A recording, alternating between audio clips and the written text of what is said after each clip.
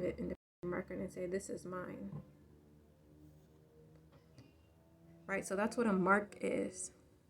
A mark is something that's like a branding tool. Somebody said, this is mine. So if the European nations in 1774 put marks, they put some kind of branding tools, you know, something to name, you know, people, right? If you give a dog a name, then that's your dog, right? So some of the marks that they put upon us was Negro, black, colored, and Ethiopian. And because we didn't know our history, because in slavery it was called the Great Divide, because everything was taken away from us, right? And everybody knows that tactic of divide and conquer. So if we're divided, right, if we're not united and we don't all know that we're Moors and Moorish Americans, then we can easily be conquered, right, if we don't stick together. Because our unity should provide us with everything that we need, right? On an earthly demonstration, you know what I'm saying? And if we have that abundance spiritually, then yes, we will have it physically as well. So if you had a mark that was put upon you, and you answer to that mark, it's like somebody could just call you anything and you're going to answer to it. Like, you don't stick up for yourself. You don't have no kind of critical thinking. You don't even think about why this. You just, okay, I accept. Don't just accept any kind of, you know, deal, anything that's just out there, right? Probably get a lot of offers in your life. Oh, let's do this, let's do that, let's do that. And I'm like, look, if you're not for the Prophet or the Moorish Science Temple of America, like, I have nothing, you know what I'm saying? If you're not my brother and sister, I don't have nothing to do with you. Because we don't think alike at all. You don't know the Prophet, you don't know about Moorish Americans, you don't know about the Moorish Science Temple of America. And you're not willing to learn, and then it's like, I don't want nothing to do with you. But if you are willing to learn, then it's like, cool, come join the crew, right? Join the Ummah, join the community. You know, come to some of our events. Come and chill. So name some of the marks that are put upon the Moors of Northwest by European nations in 1774. Right, Northwest Amexem, because I'm thinking about the other keys before. So that's key 33, so that would be Northwest Africa. So if you look at the map, is America northwest to Africa, right? And everything was once connected. So that means that the same people, right?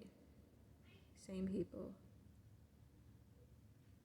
If you think about the northwestern part of Africa, that is where, you know, a lot of countries are, where our people come from, right? Morocco.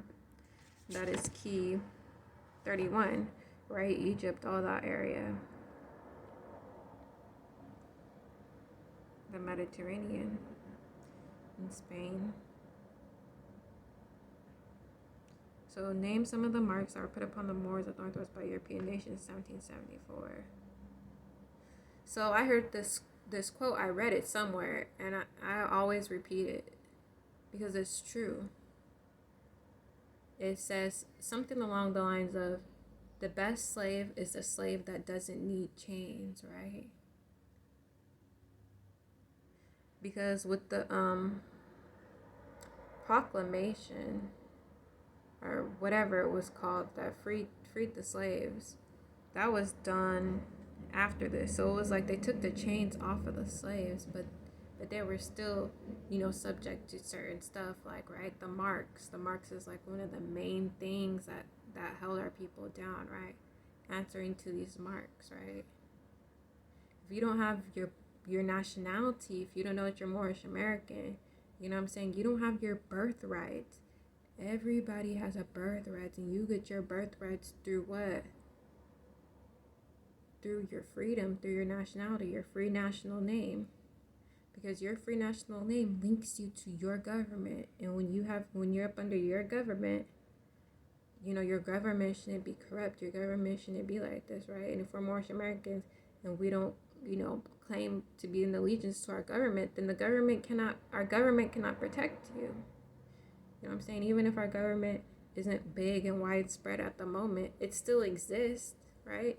You still have the option to join it. You still have the option to have your birthrights, right? Be protected from anybody trying to infringe upon them, right? That's what birthrights are.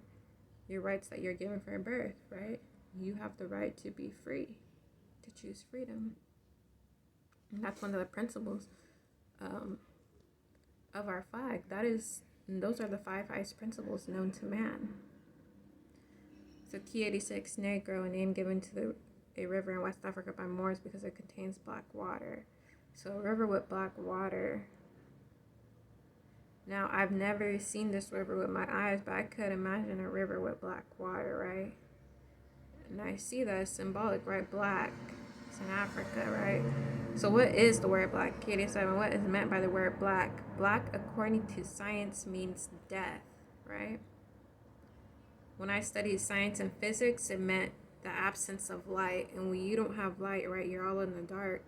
You don't even have the moon that shines in the night, right? If man is the sun, woman is the moon, child of the star. Those are lights, right? And people always want to talk about the light body, etc. And I'm like, yeah, go ahead and study all that stuff. Whatever helps you to unfold, right? Because as a man unfolds, his gods unfold. Whatever helps you to unfold into better understanding, right? To expand your mind, right? You study it. But this is what you really need to have a good foundation in, is these keys. These 101 keys. Moorish Quran questions for Moorish American, right? Quran questions for Moorish Americans. And this Holy Quran of the Moorish Science Temple America. And then everything that the Prophet brought on top of that. You will have a good foundation from which to study things, right? Because if you study things, you have to know what you're looking at. You cannot have your eyes closed. You gotta have your eyes open always, no matter what you're participating in. So what does the word colored mean, right? Because colored are people, way back in the day, they used to be called colored. Colors, colored. Okay, and when you think about color, you think about a crayon, right? You color with crayons, right? You're not a crayon, right? You don't color. And that's just what it is. This is just facts. Color means anything that's been painted, stained, varnished, or dyed. You don't do that, right? You have hue. When you see this melanin glowing in your skin, it's called hue. And so that's why the prophet says the human, right? Humanity, right? Human, right? You are a man with hue. Now, if you don't have hue, does that mean that you are human? Scientifically speaking, right? You know, the scientists out in the world, they'll even say, you know, from our studies, we studied that, you know, Europeans in their ancient ancestry have Neanderthal DNA. Neanderthal DNA definitely is part animal DNA, right? And so they have this theory of evolution that says that you know, everybody developed from monkeys or something like that. And that's just not correct. Now, there was Neanderthal DNA in their ancestors, but they have a different lineage. It's not all the way the same, right? There's only 2 things in the world, right? So there's 2 races. Our race, you know, is original, natural man, right? Human. Now, they're missing something from their DNA, right? So that makes them slightly different. And in which ways is that difference slight, or which ways is it big? You know what I'm saying? You have to look at what that meaning is, the spiritual meaning of, you know, lack of hue, right?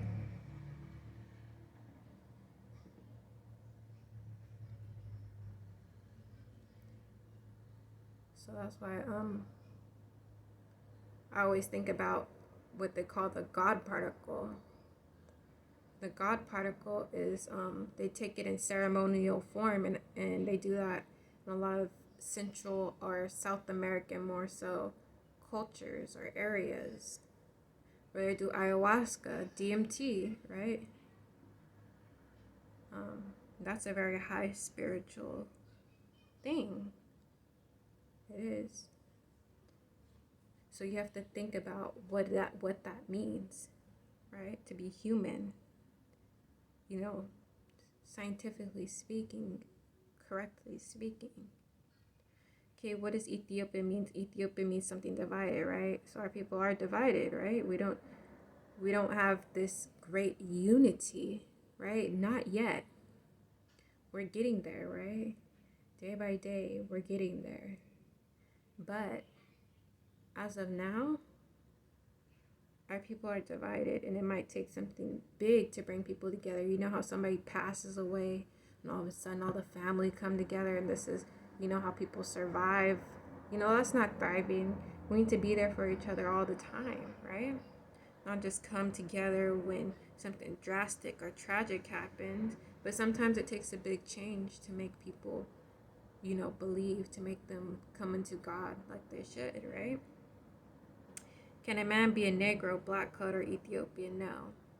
So technically, no. A man cannot be a Negro, black coat, or Ethiopian. No. And it says 91. Why? Because man is made in the image and after the likeness of God Allah. So these marks that people make up, they don't, it's like somebody calling you a curse word. Like, you wouldn't answer to nobody calling you a curse word. You'd be like, excuse me? Because you're going to have to come at me with respect if you want to have anything to do with me. Like, if you want to be around me, you're going to have to come at me with respect. I said my name is this. You know what I'm saying? I said my name is that. And if you can't respect that, then take 10 steps back, okay? And that's how you deal with people. You don't just, take a name, somebody call you this, that, and then you just answer to it. They're going to treat you like a pet, like they own you or something. You say, this is my name. And they say, okay, I respect that. Then you can move forward with them. You know what I'm saying? But if they have a history of disrespecting you, you got to watch how you move forward with them, right? And so goes life. So goes this nationality crisis. Okay, because I liken the people who are unconscious Moors to those who have a great amnesia, who forget that they have a great illustrious past, who have forefathers that crafted and created the sciences, whose forefathers had such, vast and illustrious past, very spiritual beings. People don't even know how the Great Pyramids were made, but they were made by your forefathers, right? Your forefathers civilized the world, but they will tell you that you came from Africa and lived in tents and huts. And it's like, sure, a lot of people out there live in tents and huts, but that doesn't mean that's all of what it is, right? Just like a lot of our people out here live in lack, right? And it's like, we need to have that spiritual abundance, and all that really means is knowing thyself, knowing Allah, having nationality. That's all that really means. Because once you have nationality, you're going to study how to act. You're going to study how to be. And then if you're a good student, you're going to become it. So it's all there for you to take a hold of, right? And then it's good to have your friends be into it too. That's why I say you invite somebody. You introduce them to it. Because when you have friends or you have brothers and sisters and you have a community, now you have people to study with. Instead of when you guys get together, you guys get drunk and listen to music and do this and that. I'm not saying that y'all can't do that every once in a while, you know what I'm saying? That's just life. But you guys are going to be like, you know what? I was really thinking about this. And y'all going to teach each other. You're going to talk to each other. And that's how it goes. I was thinking about this part of the Quran, or I was thinking about the keys. Or you was thinking about something else that, is not based on this, but it's one of our sciences, right? One of our studies. Or you could study anything and be smart at it, be good at it. You know what I'm saying? When you have a good foundation in Moorish science, when you have nationality, you have your birthrights. Can't nobody tell you what to do in the sense of how you have to live your life, right? Because you are free. You're free to go to work if you want to. Which everybody probably goes to, work at some point in life. Where you work at is up to you. I'm saying the Moorish Science Temple of America said, the Prophet said that there's work enough for all to do. So that's why I say, look, you want to join the Moorish Science Temple of America? Your goal might be to become a sheik one day, right? To become a sheikess. To become a grand sheik. A grand sheikess. To become a governor. A grand governor. A grand governor is the governor of the state. Somebody who, He rules the entire state for the Moorish Temple of America, right? And a governor, they might just be the governor of a certain district, right? Or they might just be one of the governors of the state, but they aren't the grand governor, because the grand governor will be the head of all the state, right? And then there's the supreme grand body, right? Supreme grand body, and then there's the prophet himself, right? Prophet himself. So that was what I wanted to read for today. I think that going forward in the future, that I want to put together meetings on a daily basis where people can come in and get, a presentation of some sort about the Moorish Science Temple of America and what it is. Just like a quick little rundown, you know what I'm saying? Whatever you want to call it. Something that they can, just attend, not take up their whole day, not take up an hour, not even take up like more than 30 minutes, right? Because if it's one person, like if it's just me and I'm making that, it's whatever. But if we have like a few people, if I could get a few people to help me run it, then okay. But basically something where people can come, get introduced to it, and then, tell them to invite others, right? Get them to proclaim their nationality, get them to, think about it, think about nationality, get them, invite them to the meetings, if they're still interested, invite them to the meetings, something like that. Because there's no reason why we can't be communicating with each other and building our community up right now. Like I said, it's probably going to take a big change. It probably might take a big change. But to me, I'm like, whatever that we can do to introduce people, to keep the knowledge going, and also to practice, right? That's what's up. Okay, so I'm going to close out this meeting. October 17th, 1928. A warning from the prophet to be read in every meeting. I hereby inform all members that they must put an end to all radical and agitating speech, while on their jobs, homes, or on the public street. We advocate peace and not destruction. Stop trying out your cards with the Europeans, for it causes confusion. There has been much confusion caused by members trying out their cards. The cards are for your salvation. Failure of obeying my orders will be of severe consequence. We are for love, truth, peace, freedom, and when these principles are violated, justice must then take its course. Any member or group of members that seek to hold malicious feeling toward the temple or the prophet, or to violate the divine covenant of the Moorish movement, will receive the reward from Allah for their unjust deeds. All true Moors must obey the laws laid down to them by their prophet. And if they lose confidence in their prophet, give up your card and button, cease wearing your turban or fez, and return to the state where I, the prophet, found you. For this is a holy and divine movement founded by our prophet Noble Drawley. And if the prophet is not right, the temple is not right. The prophet is sending out a divine plea to all true Moorish Americans that they may do their part in protecting their prophet and the temple. This is an everlasting movement founded by the prophet through the will of Allah to redeem his people from their sinful ways. Peace, Noble Drawley. October 28th, 1928. To be proclaimed in every meeting. Islam. I am glad to know that I have a few faithful Moors among you all, and I desire for them to know the truth and the divine truth. There is a host of jealousy about me and the movement now by the same people on our side of the nation that claimed that it was only a joke and unreal. But now, since they have found out from the government officials and the nations of the earth that this is the only sole foundation that all Asiatics must depend upon for their earthly salvation as American citizens, they are working every scheme that they can to disqualify me so that they themselves may take charge of the situation. I have notified all these things to you long ago in the past. It is through the faithful Moors that attribute to the movement and uplifting funds. The ones that paid their divine respect to me in the movement will be remembered.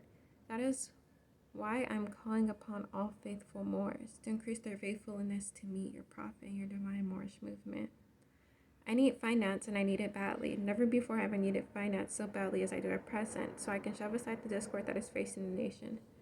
It all comes through jealousy because of my fame and nobility. The nations of the world will not recognize the movement without I, the prophet, being head. It has been proven by my works which I have performed in the past few years.